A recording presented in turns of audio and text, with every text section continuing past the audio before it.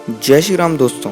आज श्रीलंका की हालत तो आपको पता ही होगी, कैसे चाइनीज़ एजेंट्स ये राजपक्सा क्लैन ने पूरे श्रीलंका को ब्लंडर कर दिया है और इस समय सिर्फ भारत ही श्रीलंका की सबसे ज़्यादा हेल्प कर रहा है। ऑलरेडी हम $3 बिलियन से ऊपर की क्रेडिट लाइन दे चुके हैं और आने वाले समय में आराम से $10 बिलियन तक ये फिगर जा सकता है। तो ये सब देख के बहुत लोगों के मन में, एक्चुअली मेरे ही दिमाग में चल रहा था कि श्रीलंका इंडियन स्टेट क्यों नहीं बना। इंडिपेंडेंस के वक्त जब पार्टीशन हो रहा था तो बाकी स्टेट्स के साथ ये भी इंडियन स्टेट बन ही सकता था।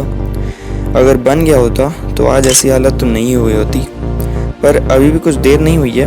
अभी भी अगर श्रीलंका इंडिया में शामिल हो जाए तो दोनों को फ़ायदा ही होगा। देर है दुरुस्त है, पर ऐसा हो कैसे सकता है? एक कंट्री दूसरे कंट्री में मर्ज कैसे हो सकती है? और इससे श्रीलंका को फ़ायदा होगा भी या कहीं इंडिया को ही लॉस ना हो जाए? आइए देखते हैं। पहले देखते हैं इससे श्रीलंका को पॉलिटिकली और कल्चरली क्या फ़ायदा होगा। मैंने 6 पॉइंट्स की लिस्ट बनाई है। तो फर्स्ट, इंडिया एक डेमोक्रेटिक कंट्री है, असली में चाइना रशिया की तरह नहीं। श्रीलंका को अपने पूरे राइटफुल स्टेक मिलेगा इंडियन पार्लियामेंट में, जैसे बाकी स्टेट्स को मिलता है उनकी पॉपुलेशन के अकॉर्डिंग। चाइना, पाकिस्तान एट्सेट्रा इनके तरह इंडिया कोई लैंग्वेज अपनी पॉपुलेशन पे इम्पोज नहीं करता है और सारी लैंग्वेजेस को इक्वली ट्रीट करने की कोशिश करता है। इंडियन कॉन्स्टिट्यूशन के 8th शेड्यूल में सारी मेजर लैंग्वेजेस लिखी हुई हैं और स्टेट्स को भी अपनी लैंग्वेज प्रोपेगेट करने की सारी राइट्स हैं। तो श्रीलंका की जो मेजरली स्पोकन लैंग्वेज है सिनेलीज, उसे हम 8th शेड्यूल में जगह दे सकते हैं। थर्ड, देखिए श्रीलंकन्स हिंदूज ही हैं, मतलब बुद्धिस्ट हैं, और वहाँ पे मेजरली भगवान बुद्ध की पूजा की जाती है, जो भगवान विष्णु के 9वें अवतार थे। तो मतलब इंडियंस और श्रीलंकन्स के डीप कल्चरल टाइज हैं और बहुत पहले से हैं। ये रामायण तो आपने देखी ही होगी। फोर्थ, बहुत लंबे समय से चाइना ने अपनी लुटेरी नज़र श्रीलंका पे गाड़ रखी है। इस चक्कर में साला हम्बन टोटा भी चला गया। पर इंडिया के साथ मर्ज होने के बाद ऑफकोर्स जो चाइनीज़ इन्फ्लुएंस है वो ख़त्म हो जाएगा और इंडिया और भी पावरफुल इंडियन ओशन प्लेयर बन जाएगा। और फिफ्थ, इंडियन कॉन्स्टिट्यूशन मिलने के बाद श्रीलंका की इन शॉर्ट बल्ले बल्ले हो जाएगी। काफ़ी ज़्यादा फ्रीडम और राइट्स मिलेंगी।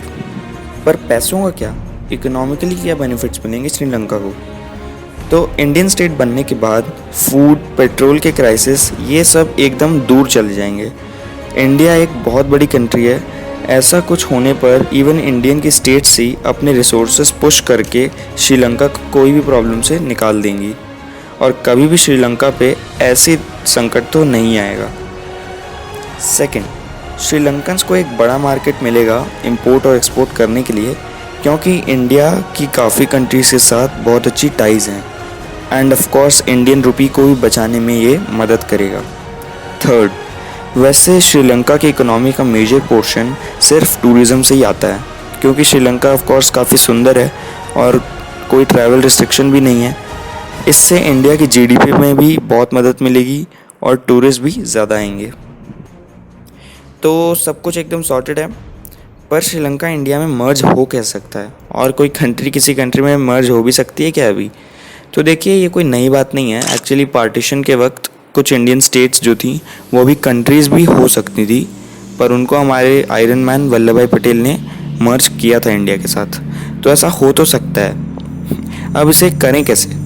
तो पहले तो श्रीलंकन्स ने ऑलरेडी राजपक्साओं को निकाल दिया है कंट्री से, तो अब एक रेफरेंडम ऑर्गेनाइज करना चाहिए और इंडियन कॉन्स्टिट्यूशन को आर्टिकल 371 में थोड़े एक्सेप्शंस के साथ अप्लाई कर देना चाहिए, जैसे गुजरात, महाराष्ट्र और आंध्र प्रदेश ने किया है।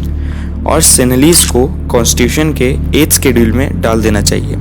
बस हो गया, श्रीलंका एक इंडियन स्टेट बन गया और अखंड भारत की ओर पहला कदम भी हो गया। हे ऑफ कोर्स ये सब अभी होने वाला तो नहीं है बिल्कुल भी, पर एक चीज़ हो सकती है, वो है सब्सक्राइब।